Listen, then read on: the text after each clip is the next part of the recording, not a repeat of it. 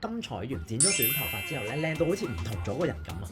點解佢就咁剪短咗個頭髮，個效果就好似整咗肉咁？其實咧，短頭髮幫咗佢遮呢三樣嘢。你聽我講咧，你就明。第一，佢本身個下巴咧其實短短地、圓圓地噶嘛。咁你長頭髮，啲頭髮一跌落嚟，你隻眼咪向下望，咁你咪會覺得佢個下巴更加短。